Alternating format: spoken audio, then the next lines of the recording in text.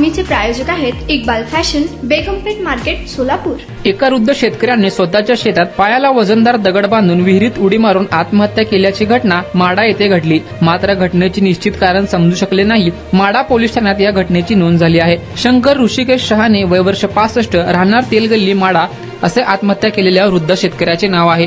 या घटनेची माहिती मृताचे नातेवाईक स्वप्नील सुनील शहाणे यांनी पोलिसांना कळवली आहे। त्यानुसार या घटनेची माहिती अशी, शंकर शहाणे हे घरातून बेपत्ता झाले होते। सर्वत्र शोध घेऊनही त्यांचा ठव ठिकाणा लागत नव्हता। दरम्यान शहाणे यांच्या शेतात विहिरीजवळ कपडे आणि चप्पल सापडली। त्यांनीच ते कपडे ठेवल्याचे दिसून आले। त्यामुळे त्यांनी विहिरीत उडी मारून आत्महत्या केल्याचा संशय निर्माण झाला। त्यानुसार विहिरीत शोध घेतला असता ते सापडत नव्हते। मात्र पोलिसांसह अग्निशामक यंत्रणेने विहिरीत कॅमेरा सोडला असता ते विहिरीतच खोल तळाशी दिसून आले। विद्युत मोटरीने विहिरीतील पाणी उपसण्यात आले। दुसरीकडे अग्निशामक दलाच्या जवानांचे विहिरीत शहाणे यांना बाहेर काढण्यासाठी प्रयत्न सुरू आहे।